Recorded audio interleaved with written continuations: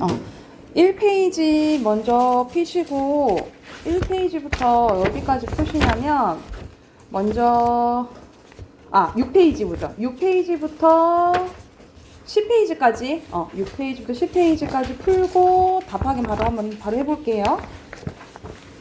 이건 기존의 본문 문제랑 추가적인 지문이랑 섞여 있는 거거든요. 그래서 여러분이 한번 풀어봤던 문제라 바로 금방 풀 수 있을 거야. 그래서 빈칸 다 채우시고 옆에 빈칸 채우는 거 있죠. 빈칸 채우고 서술형이랑 같이 한번 풀어보게요.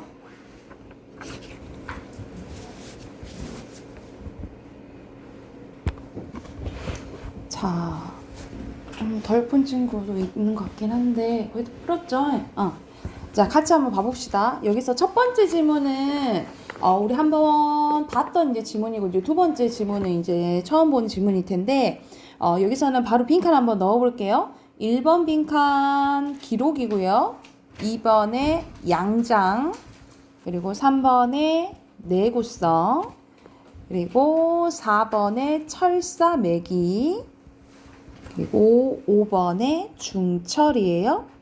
그리고 6번에 무선철, 그리고 7번에 대중화, 그리고 8번에 등장, 그리고 발전 과정이에요. 자, 이거에 대한 문제 한번 보면 여기서는 제 책 초기에 책을 만드는데 양장이고 그 다음에가 철사매기였죠. 철사매기 기술, 그 다음 무선철 기술이고요. 그리고 여기서는 제 책을 만드는 기술이 왜 나오게 됐냐? 등장 배경 쓰라고 했잖아. 그치? 이거는 첫 번째 문단 참고하시면 되겠죠. 첫 번째 문단에 어디 보면 돼? 여기 세 번째 줄에 종이의 개발로 부피가 줄어들면서 종이로 된 책이 주된 기록 매체가 되었고 책의 보존성 그리고 가독성, 휴대성을 더욱 높이기 위해서 제책 기술이 발달하게 되었다. 이렇게 쓰면 되겠지. 그치? 그래서 첫 번째 문단, 여기서 세 번째 줄부터, 여기까지, 마지막까지 참고하시면 돼요. 여기 부분 쓰시면 돼요. 자, 그리고 3번에는 어휘 문제죠. 이런 식으로 비문학에서는 이제 보통 우리 한자어로 된 거나 아니면 순우리말을 고유어를 한자어로 대체할 수 있는 이제 어휘 문제실이 하나씩 나오거든요. 여기서는 이제 사전적 의미에 관련된 거네. 알맞지 않은 것은 여기서는 1번이에요. 자, 1번의 개발은 무엇인가 새로운 걸 만들어내는 거잖아요. 그치? 근데 여기서는 뭐 유용하게 다른 걸 토지나 천연자를 유용하게 만든다. 이거는 조금 멀겠죠. 그쵸? 새로운 물건을 만들거나 아니면 새로운 생각을 만들어내거나 그걸 이제 개발이란다 라고 보시면 되겠죠. 그래서 3번에 1번이고요. 자, 두 번째 지문도 바로 가볼게. 이것도 빈칸 봐볼게요. 1번에 여기서는 상속세와 증여세에 대한 내용이고요. 빈칸 넣으면 되시고 3번에 세금, 4번에 규정, 5번에 배우자고요. 6번에 공제, 7번에 폐단, 8번에 몇 년이에요? 몇 년이 지나야 된다 했어? 10년이죠? 10년. 그리고 9번에 부동산, 그리고 10번에 징역. 그리고 마지막에는 부과 방식이에요. 자, 여기서는 거의 주제가 마지막에 나와 있잖아. 상속세와 증여세 그리고 세금의 부과 방식에 대한 게 주된 내용이죠. 그렇죠? 그래서 가장 적절한 것은 1번이 되겠고요. 자, 5번에 기억과 니은에 대한 설명을 알맞지 않은 거야. 기억은 상속세, 니은은 증여세예요. 이거에 대한 설명으로 여기서는 2번이에요. 여기서는 기억과 니은이 바뀌었네. 그지? 바뀌었고요. 자, 6번 가볼게요. 6번의 사례는 뭐냐면 A씨는 가족으로 인한 가족으로 임신한 아내와 홀어머니가 있는데 그는 유언 없이 사망을 했대요. 그에게는 토지와 예금이 있었는데 이제 이게 재산인 거지. 그치? 죽기 5년 전에 당시 시세에 따라 토지를 아내에게 증여했대요. 그럼 증여세 없겠죠? 세금을 이건 납부를 했대. 이렇게 봤을 때 알맞지 않은 것은 몇 번이겠어요? 알맞지 않은 것은 2번인데, 2번인데, 여기서는 3문단 봐볼래요? 3문단, 잠깐, 여기 보면은, 어디 부분 보면 되냐면, 상속세는 사망자의 상속 총액에 따른 세율이 적용되지만, 증여세는 증여받은 사람의 각자 기준이 세금 부과되므로, 증여하면, 상속세보다 더 낮은 세율을 적용받을 수 있다라고 얘기를 하잖아요. 그치? 서로 다른 세율이 아닌 거죠. 그쵸? 그렇게 보시면 되고요. 그 다음 7번 가볼게요. 7번에도 어휘 문제 나왔네. 그치? 알맞지 않은 것은 여기서는 3번입니다.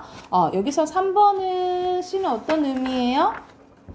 여기서 C는 대비한다 라는 거잖아요. 그치? 여기서 대비하다는 이게 비교하는 게 아니라 준비한다 라는 소리죠. 그쵸? 비교가 아니라 이제 준비한다 라는 개념이라고 생각하시면 됩니다. 여기까지 됐을까요? 이런 식으로 내일도 이렇게 한 번씩 질문 보고 문제 풀고 답하는 과정 한번 계속해서 연습할게요. 자, 문학책 꺼내볼까요? 문학책. 문학 진도가 조금 많이 나가진 않아서 문학을 조금 부지런히 해야 될 것 같아요. 문학 90쪽 할 차례인데 한번 펴보세요.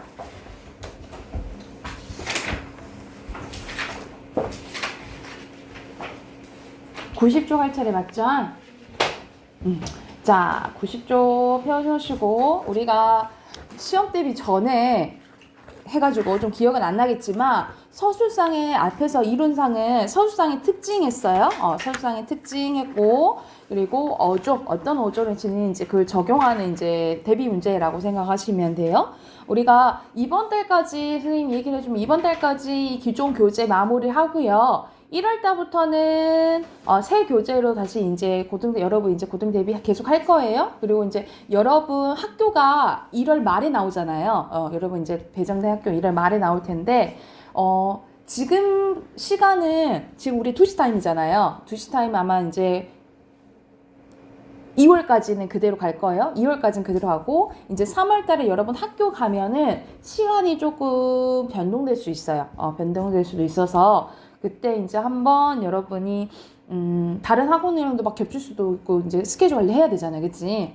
그래서 우선 방학 때까지는 그냥 시간 2월 달까지는 쭉 그대로 진행된다. 똑같다라고 생각을 하시면 돼요. 그렇게 하고 아무래도 1월 때부터는 이제 선생님이 교재를 한번 선정해가지고 여러분이 아예 이제 모의고사를 풀어가지고 모의고사 대비를 할지 아니면 조금 이론을 좀 더 보완을 해야 될지 그래서 선생님 한번 좀 더 생각을 해봐야 될 것 같아요. 해서 선생님이 연말 되기 전에 교재 안내해 줄게요. 교재 안내해 줄게. 그리고 혹시라도 시간 변동 1월 달부터는 시간 변동 가능하거든요. 왜냐면은 주중 시간도 있고 주말 시간도 있고 제가 선생님이 어머니께 다 시간표를 보내드렸거든요. 부모님께 보내드렸으니까 혹시라도 변동될 상황 있으시면 얘기해 주세요. 자, 그리고 90쪽 한번 봐볼게요. 90쪽. 여기서는 여러분이 한번 봤을 수도 있는데 최만식의 태평천하라는 이제 소설이에요. 태평천하인데 말 그대로 태평천하는 완전 태평스러운 나라를 얘기를 하는 거잖아. 그래서 세상을 얘기를 하는 거잖아. 근데 여기서는 배경이 일제 강점기 때입니다. 일제 강점기 때요. 근데 우리가 일제 강점기 하면 태평천하가 아닐 텐데 라고 생각을 하잖아. 그치? 그래서 왜 제목을 이제 태평천하라고 했는지 추론하면서 한번 내용 한번 봐볼게요. 여기서는 주인공이 이제 윤직원 영감입니다. 윤직원 영감이 이제 나오는데 이 사람은 권력이랑 돈만 있으면 편하게 살 수 있다라고 생각하는 사람이에요. 그래서 일제강점기 때는 당연히 누구 힘이 강해? 일본 힘이 강하잖아. 그치? 그런데 일본한테 잘 보이고 그냥 내 돈만 권력만 있으면 상관없어. 이렇게 생각하는 사람을 생각하면 돼.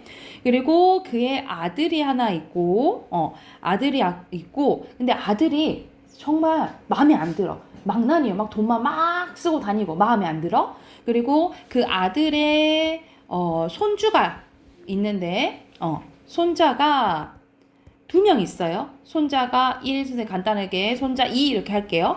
손자 2명 있는데 손자 1도 지 아빠랑 똑같아. 마음에 안 들어. 하는데 손자 2가 여기 손자 2가 이름이 종학이거든요. 종학이는 얘는 너무 뛰어난 거야. 그래서 지금 일본에서 유학 가 있는 상황인 거예요. 그래서 거기서 졸업만 하면 경찰 거의 이제 비싼 경찰대를 가가지고 졸업하면 승승장구하면 경찰서장까지 될 수 있는 손자인 거야. 그래서 아들놈도 필요 없어, 손자 1도 필요 없어, 종학이만 딱 믿고 우리 이제 가족 일구 나가면 되겠다 라고 하는 상황에 갑자기 전보를 받게 됩니다. 그 상황이에요.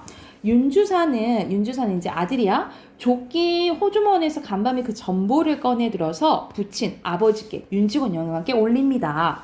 윤직원 영감은 채듯 전보를 받아 쓱 들여다보더니 커다랗게 읽습니다. 물론 원문은 일문이니까 몰라보고 윤주산의 서사, 민서방이 번역한 그대로지요.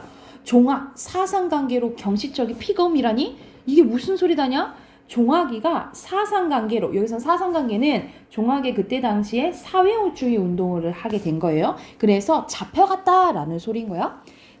그놈이 사회주의에 참여를 했다 이 말이야. 아까보다 더 크게 외치면서 벌떡 뒤로 나동거라질 뻔하다가 겨우 몸을 가눕니다. 윤직원 영감은 먼저 해서 망치로 뒤통수를 얻어맞은 듯 멍했지만 이번에는 앉아있는 땅이 지하물에서 수천 길 밑으로 꺼져 내려간 데 정신이 아찔했습니다. 그러니까는 믿었던 도끼에 발등치긴 지금 상황인 거야.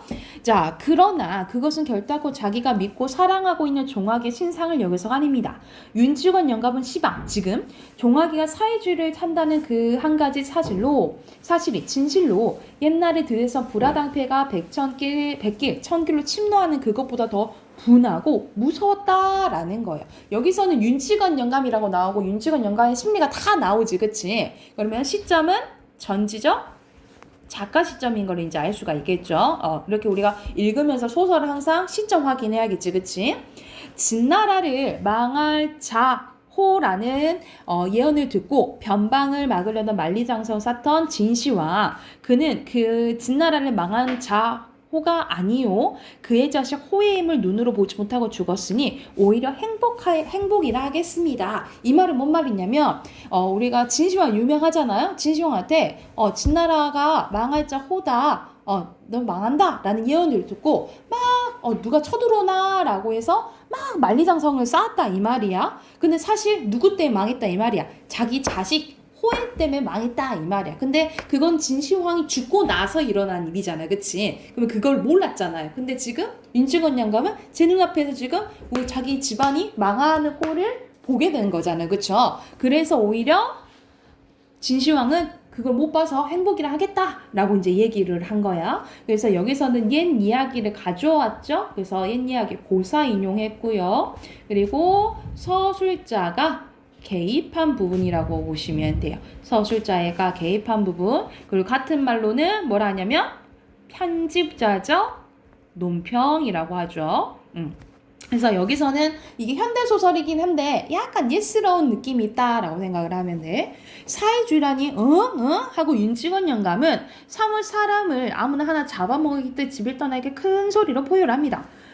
그놈이 사회주의라더니 그게 참말이에요? 허긴 그놈이 작년 여름에 나왔을 때 그런 기밀이 좀 보이긴 했어요. 그러면 참말이요. 윤직원 영감의 이 말로 얼굴로 땀이 방울방울 배어오릅니다. 오른쪽 보면 그런 처줄 놈이 깎아줄 놈이 그놈이 경찰서장 되라고 하니까 생판 사회주의 하다가 대부터 경찰서에 잡혀? 오사 육시러운 놈이 그놈이 어디 당한 거하고 지가 사회주의려 부자한 놈이 자식이 무엇이 생겨서 불화당패에 들어? 하면서 부자면 그냥 떵떵거려서 하면서 해야지 뭐 그런 거에 참여를 하냐고 이해가 안 되는 거야. 그리고 여기서는 불화당패 표시하시고 여기서는 사회주의에 대한 불화당패란 단어를 통해서 사회주의에 대한 윤직원 영감의 인식이 드러난다라고 보시면 돼요. 사회주의는 불화당패라다, 못쓸놈들이다 이렇게 생각을 하는 거죠. 아무도 숨도 크게 쉬지 못하고 고개를 떨어뜨리고 섰게 아니면 앉았을 뿐 윤직원 영감이 잠깐 말을 끊자 방 안은 물을 친 듯 조용합니다. 오죽이나 좋은 세상이 우리가 생각했을 때는 좋은 세상이 아니지, 그치? 근데 윤직원 영감은 돈이랑 권력만 있으면 좋은 세상이라고 생각을 하는 거예요. 윤직원 영감은 팔을 부르거든 주먹으로 방바닥을 땅 치면서 성난 황소가 영각을 하듯 직유법 쓰였네요. 고함을 지릅니다. 그리고 뭐라고 하냐면 화적패가 있더냐 불화당 같은 수령들이 있더냐 재산이 떼서 도적놈의 것이요 목숨 파리 같던 말세 안 좋던 시절 다 지나가고 자 부어라 거리에는 순사요 순사를 통해서 일제강점기인 걸 알 수가 있겠죠. 그렇죠? 이 단어를 통해서 골고마다 공명한 정사 오죽이나 좋은 세상이에요. 그러니까는 이 일제가 막 손사들이 돌아다니는 것을 우리는 정말 위협적이고 거부감이 드는데 이 윤직원 영감은 자기를 보호해 준다고 생각을 하는 거예요. 오죽 좋은 세상이요. 남은 수십만 명 병동 들여서 우리 조선놈 보호해 주니 오죽이나 고마운 세상이냐. 그리고 제것 지니고 앉아서 편안하게 살 세상 이것을 태평천하로 하는 것이요. 태평천하. 근데 진짜 태평천하예요? 우리가 봤을 땐 태평천하가 아니잖아. 그치? 그래서 제목은 보면 결과적으로 무슨 법이 쓰였냐면 반어법이 쓰였다라고 보시면 반대로는 우리가 봤을 때는 태평천하가 아닌 거지. 그리고 이 태평천하를 통해서 어떤 것을 알 수 있냐면 잘못된 약간 왜곡된 역사의식을 갖고 있는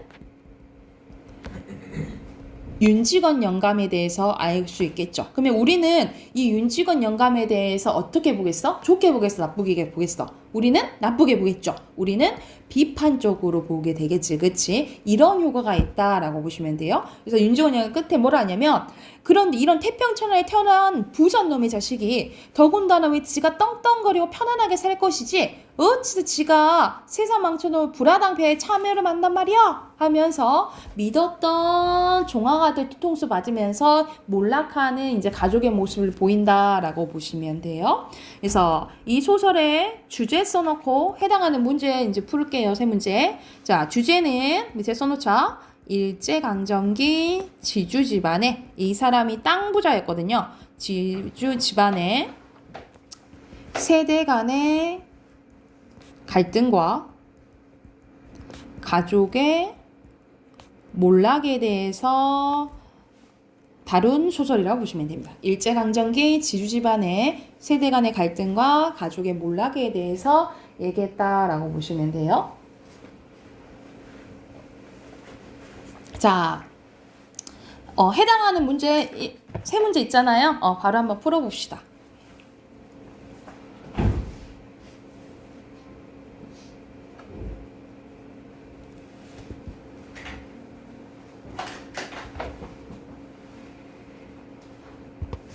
자, 같이 한번 봐볼까요? 여기서는 이제 서술상의 특징이 이제 보여주네요. 여기서는 시간의 흐름, 비유적 표현, 뭐뭐 하든 나오죠, 그쵸? 그리고 3인칭 서술자, 3인칭 전제 다 같이 좀 보이고, 여기서는 주로 대화가 나오는데, 대화가 한 군데 그 집에서 일어나는 거거든요? 근데 자세히 안 나오지, 그치? 답 4번이고요. 그리고 2번에 이어절로 쓰라 했죠? 서술자의 개입 써도 되고 편집자 중 논평 써도 돼요. 그리고 3번에 윤직원 영감이 생각하는 태평천하는 여기서는 이제 모범 답안이 어떠한 방법으로든 돈과 재산을 지킬 수 있는 세상이라고 하는데 선생님 아까 말한 대로 돈과 권력이 있으면 편한 세상, 뭐든지 할 수 있는 세상 이렇게 써도 맞아요. 어떠한 방법으로든 돈과 재산을 지킬 수 있는 세상 또는 돈과 권력이면 다 되는 세상 이렇게 생각을 하시면 되겠죠.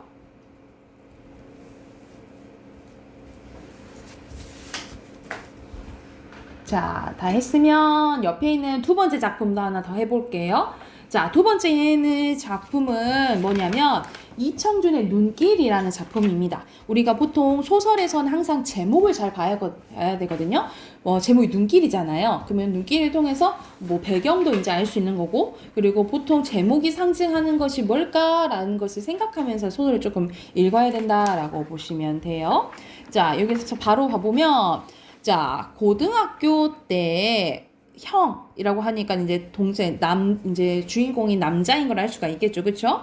형이 주벽으로 가게가 파산을 겪은 뒤부터 마침내 그 형이 세 조카와 그 아이들의 홀어머니까지 포함한 모든 장남의 책임을 내게 떠맡기고 세상을 떠난 뒤부터는 줄곧 그렇게만 됐는데 그렇게란 건 뭐냐면 고등학교와 대학교의 군영 3년을 치러내는 동안 노인은 내게 아무것도 나아기는 사람의 몫을 못했대.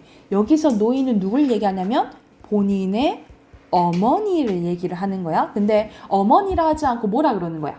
노인이라고 하는 거야. 약간 거리감이 느껴지지, 그치? 그래서 말 그대로 이 노인이란 호칭은 어머니와의 거리감이 드러난다라고 보시면 돼요. 이 사람 엄마는 자기한테 엄마 노릇을 못했다 이 말이야. 나는 또 나대로 그 고등학교와 대학교 군영 의무를 치르고 나와서는 자식놈의 도리는 엄두도 못했다. 노인이 내게 베푼 바가 없어서가 아니라 그럴 처지가 못 되었기 때문이다. 나는 나대로 형이 내게 맡기고 간 장남의 책임을 감당하기를 사양치 않을 수 없었기 때문이다. 결국 노인과 나는 그런 식으로 서로 주고받을 게 없는 처지였다라는 거죠. 노인은 누구보다 그것을 잘 알고 있었다. 그렇기 때문에 내게 대선 소망도 원망도 있을 수 없었다. 그러니까는 엄마도 나한테 엄마 노릇 안 했어. 나도 뭐 따로 자식 노릇을 안 했어. 그러니까 우린 서로 주고받을 게 없어. 서로 원망할 것도 없어. 그런 사이였다라고 이제 얘기를 하는 거예요. 그래서 여기서는 1인칭 뭐 주인공 시점인 걸 알 수가 있겠죠. 자, KC에서 공부를 하며 고등학교 1학년을 보내고 있던 나는 형이 재산을 탕진해 집을 팔아봤다는 소식을 듣고 고향에 옵니다. 그래서 어렸을 적을 지금 회상하는 거예요. 당시 노인은 나에게 상처를 주지 않으려고 새 집주인의 양해를 얻어 내가 그 집에서 원래 지냈던 집에서 하룻밤을 잘 수 있게 해줍니다. 다음날 새벽 노인은 눈길을 헤치며 차 타는 곳까지 나를 바래다 준 후에 홀로 눈길을 되돌아왔다라는 거죠. 그러니까 이 눈길에 어머니와의 추억이 담겨져 또 있는 거고, 또 이제 사실 여기서는 이제 어떤 내용이냐면 이제 오랜만에 나랑 부인이랑 이제 이 노인을 보러 왔어요. 근데 맨날 이제 자고 가거나 그러진 않는데 하도 자고 가라 해서 지금 자고 있는 상황인데, 이제 우리 이제 잠자리 누웠을 때 막 이렇게 이야기를 도란도란 하잖아요. 근데 이제 내가 잠들었다 치고 이 며느리랑, 그러니까 자기 와이프랑 엄마 노인이랑 같이 대화하는 상황이라고 보시면 돼요. 그래서 어머니 그때 어땠었어요? 하면서 이제 회상하면서 대화하는 장면이라고 보면 돼. 그래서 이제 며느리랑 이제 얘기를 하는 거예요. 길을 혼자 돌아가시던 그때 이런 말씀이세요. 눈길 혼자 돌아가다 보니까 그 길은 아직도 우리 둘 말고는 아무도 지나간 사람이 없지 않았겠냐. 눈발이 그친 신장로 눈에 저하고 나하고 둘이 걸어온 발자국만 나란히 이어져 있구나. 그래서 어머님은 그 발자국 때문에 아들 생각이 더 간절하셨겠네요. 간절하나 뿐이었겠냐? 신장로를 지나고 산길을 들어서도 굽이굽이 돌아온 그 몹쓸 발자국들에 아직도 도란도란 저 아그의 목소리나 따뜻한 온기가 남아있었다라는 거죠. 그러니까 그 눈길에 있는 발자국만 봐도 마음이 너무 아팠다 이 말이야. 왜냐면 같이 지낼 수 있는 상황이 아니니까 처지가. 산비둘기만 푸르르 날아올라도 저 아그 그 넋이 새가 되어 다시 되돌아온 듯 놀라지고, 나무들이 눈을 쓰고 서 있는 것만 보아도 뒤에서 금세 저 아그 모습이 뛰어나올 것만 싶었지야. 하다 보니 나는 굽이굽이 외지기만 그 산길을 저 아그 발자국 넘겨서만 따라 밟고 왔더니라. 내 자서가 하고 너하고 둘이 온 길에 이제 이 몹쓸 늙은 거 혼자 너를 보내고 돌아오고 있구나 하고 그런 생각했다라고 얘기하는 거죠. 어머니 그때 우시지 않았어요? 울기만 했겠냐? 오목오목 디뎌온 악의 발자국만 한도 없이 눈물이 뿌리며 돌아왔지. 내 자서가 어디 몸이나 성이 지내거라. 부디 너라도 좋은 눈 타서 복 받고 잘 살거라. 눈앞을 가리도록 눈물을 떨구면서 눈물로 저 악의 앞길만 빌고 왔지. 노인의 이야기는 이제 거의 끝이 나가고 있는 것 같았다. 아내는 이제 할 말이 있은 듯 입을 조용히 다물고 있었대. 그러니까는 이런 얘기를 아들은 몰랐었고 처음 듣는 거예요. 그러니까는 어떻게 생각했냐면 서로 주고받을 게 없다라고 생각을 했잖아. 그래서 아들은 엄마가 날 그렇게 뭐 사랑한 것 같지도 않고 나도 뭐 그다지 이렇게 생각을 했는데, 이런 에피소드가 있었다, 이런 마음을 가지고 있었다라는 것을 처음 듣게 되는 거야. 자, 그런디 그 서두를 것도 없는 길이라 그렁저렁 시름 없이 걸어온 발걸음이 그래도 그 어느 참엔 동네 뒷상에 당도 있었구나. 하지만 난 그 길로는 차마 동네를 바로 들어설 수가 없어. 제등에 눈을 쓰고 아직도 한참이나 기다리고 있었다라는 거죠. 어머님도 이제 돌아갈 거처가 없어서 못 들어가신 거 아니에요? 라고 이제 며느리가 그러니까 한동안 조용히 입을 다물고 있던 아내가 이제 더 이상 참을 수 없어진 듯 갑자기 노인을 추궁하고 나섰대요. 그녀의 목소리는 이제 울먹임 때문에 떨리고 있었대. 나 역시도 더 이상 노인을 참을 수가 없었다라는 거야. 이제나마 노인을 가로막고 싶었는데 왜 그러냐면 아내의 추궁에 대한 노인의 대꾸가 너무나도 두려웠대. 왜냐면 이때까지 나는 엄마랑 주고받을 게 없어. 나도 안 했고 엄마도 나한테 안 했고 했는데 이 마음이 엄마의 마음을 들어버리면 어떡해? 어떤 마음이 들겠어? 되게 미안해질 거 아니야. 엄마는 나를 이렇게 생각했었는데 나는 그렇게 생각을 못했었네. 그래서 그게 막 너무 이제 듣기가 두려웠던 거죠. 노인의 대답을 들을 수가 없었대. 하지만 그 역시도 불가능한 일이었다라는 거죠. 나는 아직도 눈을 뜰 수 없었다. 불빛 아래 눈을 뜨고 일어날 수가 없었다. 사지가 마비된 데 가라앉아 있던 때문만이 아니었다. 졸음기가 아쉬워서도 아니었고 눈꺼풀 밑에 뜨겁게 차오르는 것을 눈물이 났다는 거죠. 노인의 이 어머니의 얘기를 들으니까 자기도 이제 눈물이 난 거야. 아내와 노인에게 보일 수 없었다. 그것이 너무 부끄럽기 때문이죠. 아내는 이번에도 그런 나를 알고 있어서 깨었다는 거죠. 여보, 좀 일어나 보세요. 일어나서 당신도 말 좀 해보세요. 그녀가 느닷없이 나를 세차게 흔들어 깼는데 그녀의 음성은 거의 울부짖음에 가까웠대. 그래도 나는 일어날 수가 없었대. 뜨거운 것을, 눈물이겠죠? 뜨거운 것을 숨기기 위해서 눈꺼풀을 꾹꾹 눌러 참으며 잠이 들썩받게 할 수밖에 없었다라는 거죠. 가만두거라. 아침길 나서기도 피곤할 것인데 고운하게 자고 있는 사람 못하러 그러냐. 그러니까 끝까지 누굴 생각해요. 끝까지 아들에 대한 사랑이 이제 드러나는 거죠. 노인은 일단 아내 행동을 말려두고 나서 아직도 그 옛 이야기를 하는데 아득하고 차분한 음성으로 당신의 남은 이야기를 끝맺었대. 그래서 마지막에 뭐라 하시냐면 그런디 이것만 네가 잘못한 것 같구나. 그때 내가 뒷산 제등에서 동네를 바로 들어가지 못하고 있었던 건 말이다. 그건 내가 갈 데가 없어 그랬던 거 아니란다. 산 사람 목숨인데 설마 그때라고 누구네 문간방 한 칸에 산 몸뚱이 그때 마련이 안 됐겠냐. 그래 들어갈 땐 나 살 때는 있었다라고 얘기를 하는 거야.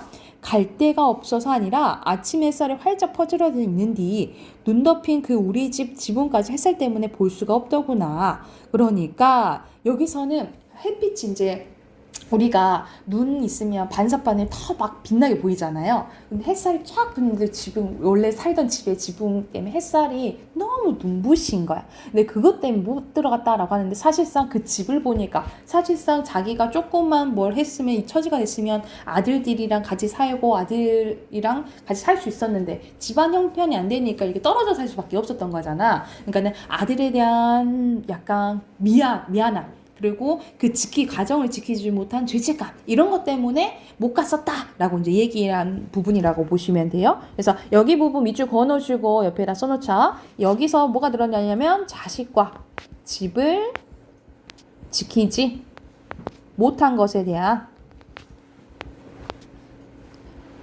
죄책감과 이제 미안함 때문에 못 들어갔다라고 보시면 되겠죠. 더구나 동네에서 아침 드는 연기 한참인데 그렇게 시린 눈을 해가지고 그러니까 눈이 시린 거죠. 햇살이 부끄러워 차마 어떻게 동네 골목을 들어설 수가 있겠더냐. 그놈의 맑은 햇살이 부끄러워서 그럴 엄두가 안 생겨나다구나. 시린 눈이라도 좀 가라앉히고자 그래서 좀 앉아서 못 들어가고 있었다라고 얘기한 부분이에요. 이러면서 이제 어머니에 대한 사랑을 깨닫고 그리고 이제 심적으로 노인이라 안 하고 마지막에 이제 어머니라 부르거든요. 그래서 심적으로 가까워지는 이야기를 담은 소설이라고 보시면 됩니다. 그래서 주제 써놓을게요. 주제 여기서는 어머니의 무한한 사랑에 대한 깨달음과 인간적 화해에 대한 이야기를 다룬 이야기라고 보시면 됩니다.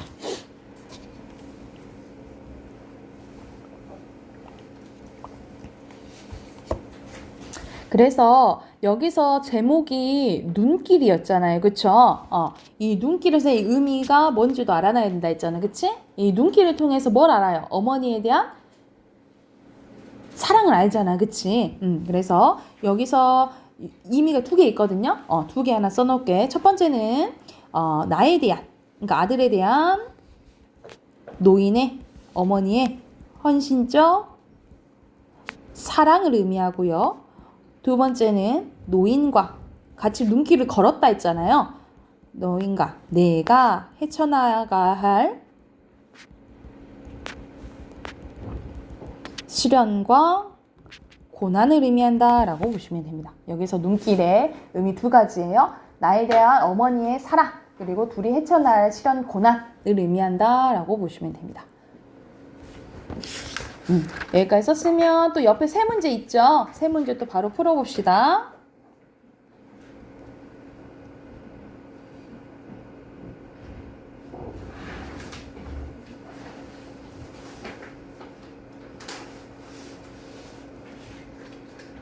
답 확인하고 문법으로 넘어갈게요. 4번 가보자. 4번에 여기서 딱 보면은 며느리와 노인의 대화가 주된 내용이잖아요. 그쵸? 그래서 2번이 답이고요.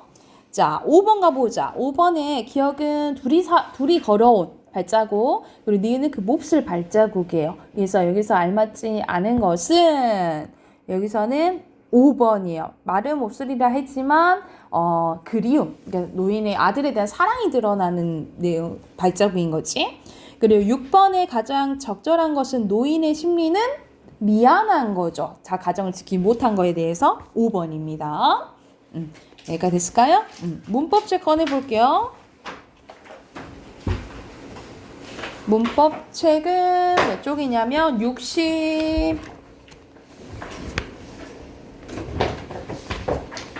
64쪽이에요. 64쪽.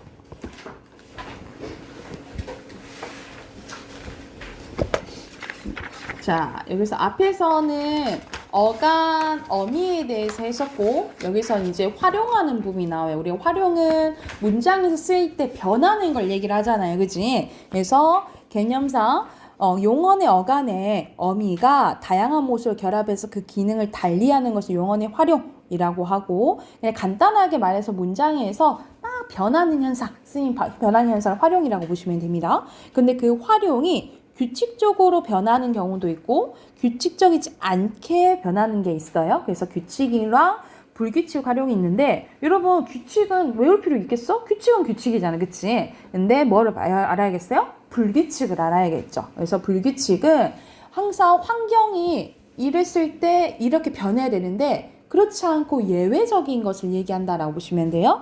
그래서 용언에 활용할 때 어간의 어간과 어미 형태가 변하고 그 현상을 일정한 규칙으로 설명할 수 없는 활용을 불규칙 활용이라고 해요. 그래서 첫 번째 어간이 변하는 경우 있고요. 두 번째는 어미가 변하는 경우 있고요. 세 번째는 어간, 어미 둘 다 변하는 경우가 있어요. 근데 그거에 불규칙적이다 이 말이야.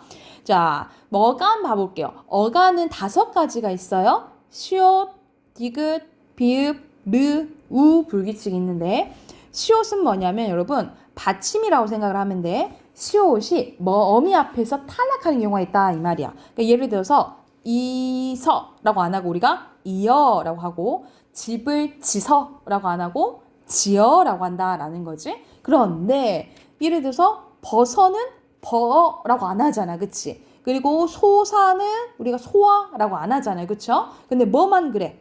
요것들만 탈락한다 이 말이야, 그치? 그래서 뒤에 어미가 오면은 시옷이 탈락하는데 대표적인 게 있다, 짓다 라고 보시면 돼요. 표시해 두시면 되고, 그래서 시옷이 어미 앞에서 탈락하는 것을 시옷불규칙이라고 하고요. 시옷불규칙. 두 번째는 디귿불규칙이에요. 디귿은 모음 어미 앞에서 오히려 얘가 리을로 변한다라는 거예요. 리을로 변하는데 대표적으로 이거는 묻다라는 것을 퀘스천 할 때 말하는 거야. 근데 우리는 묻어라고 안 하고 물어 이렇게 변한다는 거죠. 그리고 드더가 아니고 들어라고 변한다는 거지. 근데 다 그런 건 아니고 봐봐. 얻어는 그냥 얻어. 그리고 우리가 뭐 어떤가를 매장하다 했을 때 묻다 했을 때는 그냥 묻어가 된다라는 거지. 그치? 그러니까는 이거는 규칙인데 이거는 불규칙이다 이 말이야. 그래서 대표적인 게 묻다, 듣다 라고 생각을 하시면 돼요. 그래서 이거는 여러분 예시를 조금 외우셔야 돼요. 이건 예시를 조금 외우셔야 돼요. 자, 다시 한번 디귿이 모음어미 앞에서 리을로 변하는 것을 뭐라고 해? 디귿불규칙이라고 해. 이건 받침으로 기억하시면 돼요. 받침. 그리고 비읍불규칙입니다. 비읍이 모음어미 앞에서 얘는 오우로 변하는데 오우. 대표적인 예시가 돕다예요. 돕다는 돕아 플러스 도바가 아니고 도와 이렇게 돼버리고 주어가 아니고 주어 이렇게 된다라는 거지. 근데 잡아는 그대로 잡아, 뽑아는 뽑아다 되잖아요. 그쵸? 얘네들만 또 예외적인 거야. 그래서 돕다, 줍다. 근데 얘는 어떻게 돼? 도와, 주어 이렇게 되죠. 그쵸? 그래서 여기서는 오로 변한 거고 여기서는 우로 변한 거죠. 그쵸? 그래서 비읍이 모음어미 앞에서 오우로 변하는 현상을 비읍불규칙이라고 하고요. 비읍불규칙. 자, 르불규칙 봐보세요. 르불규칙이 가끔 나오거든요. 가끔 문제가 나오는데 르불규칙은 르가 모음어미 앞에서 리을로 변해요. 그래서 봐보자. 기본이 우리가 흐르다잖아요. 근데 우리가 흐르어가 아니고 흘러 이렇게 된다는 거예요. 흘러. 그래서 르가 오히려 리을로 변한다 이 말이에요. 그래서 받침으로 가고 뒤에 어랑 합쳐져서 흘러 이렇게 된다 이 말이야. 그리고 빠르다가 아니고 빨라 이렇게 된다는 거죠. 똑같이. 그래서 다시 한번 여기서 르 불규칙은 르가 모음어미 앞에서 리을로 변하는 거예요. 이건 르 불규칙. 그리고 우 불규칙 봐보자. 우가 오미 앞에서 얘는 탈락하는 거야. 그래서 이건 예시가 하나 생각하시면 돼요. 푸다 생각하시면 돼요. 푸다. 무언가 푸다 할 때 있잖아요. 그래서 이거는 어가 왔을 때 우가 탈락해서 퍼가 된다라고 보시면 돼요. 퍼. 근데 이거 누어는 안 그러잖아. 그지? 그래서 예외적인 거라 생각하시면 돼요. 그래서 여기서는 어간 앞에 부분이 바뀌는 거야. 그래서 뭐 있어? 시옷, 디귿, 비읍, 르, 우 불규칙이 있다라고 보시면 돼요. 뭐가 바뀌는 거? 어간이 바뀌는 거예요. 어간. 자, 두 번째는 어미, 뒷부분이 바뀌는 거예요. 뒷부분. 여기선 세 가지가 있어요. 여러 오예요. 여러 오 기억하면 돼요. 여러 오. 여 불규칙은 우리가 하다 뒤에 있잖아요. 원래 어미가 아어거든요. 근데 하 뒤에만 붙으면 뭐로 바뀐다 이 말이야. 여로 바뀐다 이 말이야. 그래서 이거는 여 불규칙이에요. 이건 하다 기억하면 돼. 우리가 하어라고 안 하잖아요. 그치? 하여 이렇게 되잖아요. 그쵸? 하 뒤에만 붙었을 때만 그런 거야. 그래서 이건 하다 기억하시면 됩니다. 이거는 여 불규칙이고요. 여 불규칙. 그리고 러 불규칙은 이거 좀 잘 봐야 돼요. 어간이 르로 끝나는 일부 용언의 어가 러로 변하는 거예요. 자, 봐보자. 이르다라는 거 여러분 도착하다라는 거 거기에 이르렀다 할 때 있잖아요. 도착할 때 이르어가 아니고 어떻게 돼버려? 러로 바뀌지. 그치? 희한하죠? 그리고 푸르어가 아니고 푸르러가 돼버리죠. 그쵸? 그래서 이거 기억. 르로 끝나는 일부 용언의 어가 뭐로 바뀌어? 러로 바뀌는 거예요. 러로. 그래서 여기서는 러 불규칙이라고 보시면 돼요. 러로 바뀌어서 러 불규칙. 그리고 오 불규칙 이것도 희한한데 자, 달다는 우리가 달다라고 안 쓰고 우리가 그거 좀 다오 이렇게 많이 쓰잖아요. 그래서 달다의 명령형은 우리가 명령형은 어라잖아요. 그치? 근데 얘는 희한해. 갑자기 뭐로 쭉 바뀌어버려. 오로 바뀌어버린다라고 보시면 돼요. 그래서 달아라가 아니고 다오 기억하시면 돼요. 다오. 이게 오 불규칙이라고 보시면 됩니다. 그래서 여기서는 어미가 바뀌는 뒷부분이 바뀌는 거야. 그래서 바뀌는 걸로 이건 규칙의 이름이 지었어요. 그래서 여 불규칙, 러 불규칙, 그리고 오 불규칙. 그래서 여러 오 기억하시면 돼요. 여러 오. 그리고 마지막 어간과 어미 두 개 다 바뀌는 경우에 두 개 다 바뀌는 건 하나밖에 없어. 히읗 불규칙입니다. 히읗 불규칙이에요. 히읗으로 끝나는 어간에 어가 오면 히읗이 없어지고 뒤에 어미도 바뀐다 이 말이야. 우리가 봐봐 기본형이 파라타죠. 그쵸? 근데 파라타 플러스 아서가 붙으면 파리서가 된다라는 거야. 히읗도 바뀌고 뒤에 어미도 바뀌었죠. 그쵸? 그리고 하얏도 마찬가지야. 근데 좋아서는 그래 안 그래? 안 그렇다라는 거죠. 그래서 불규칙인 거야. 그래서 보통 파랗다, 하얗다를 얘로 기억하시면 돼요. 어떻게 돼? 파래, 하얘 이렇게 된다는 거지. 파래, 하얘 이렇게 바뀌는 게 히읗 불규칙이라고 생각하시면 됩니다. 그래서 불규칙에는 총 9개가 있는 거죠. 다시 한번 어간이 바뀌는 것은 수요, 디귿, 비읍, 그리고 르, 우라고 보시면 되고, 그리고 어미가 바뀌는 거 여러오 기억하면 된다 했죠? 여러오. 그리고 마지막 어간어미 다 바뀌는 건 뭐? 히읗 불규칙 이렇게 생각을 하시면 돼요. 그러면은 해당하는 예시 문자에 65쪽 풀어보고 바로 답 확인해 봅시다. 65쪽 바로 풀어볼래요? 그리고 밑에 있는 빈칸도 한번 채워보세요. 시작.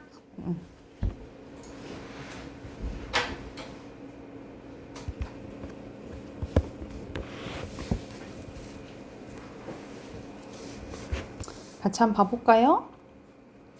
자, 1번부터 같이 한번 봐봅시다. 1번에 어미, 그리고 2번에 규칙 활용, 그리고 불규칙 활용이죠. 그리고 1번에 듣다, 듣고, 듣니, 근데 들어 이렇게 돼버리잖아. 그치? 불규칙이죠. X예요. 그리고 2번에 규칙 맞고요. 3번에 그러니까 여러분 항상 규칙인지 불규칙인지 확인하려면 어를 넣어봐요. 모으면서 여기서는 흘러 이렇게 돼버리잖아요. 그치? 불규칙이죠. 그쵸? 자, 푸는 우, 그리고 비읍, 그리고 디귿, 수요, 르 이렇게 하시면 되겠죠? 자, 그리고 다른 것은 딱 보이죠? 좋아하여 돼버리고, 푸르러 돼버리고, 이르러 돼버리고, 공부하여 이거는 2개 다 바뀌죠. 4번인 2개 다 바뀌는 거고 나머지는 어미만 바뀌는 거지. 그치? 그리고 이거는 히읗 불규칙이죠. 자, 옆에는 바로 해보면 되는 거야. 여기서는 기본형이 낫다죠. 기본형 쓰면 돼. not 플러스 원래 이것은 옆에 표시해야 되는데 생략할게요. 그리고 여기서는 엿뜻 플러스 합 플러스 흐르 플러스 그리고 파랏 플러스 잖아요. 그치? 그래서 여기서는 뒤에 뭐가 바뀌는 거야? 아니, 앞에가 바뀌고 어미 안 바뀌고, 그리고 여기서는 앞에가 바뀌고 안 바뀌고, 여기서는 앞에 게 안 바뀌고 뒤에 게 바뀌는 거죠. 그쵸? 그리고 이것도 앞에 게 바뀌는 거고, 팔에는 뭐야? 2개 다 바뀌는 거지. 그치? 이렇게 봤을 때 그러면 여기에서 알맞지 않은 것은 4번이 되겠죠?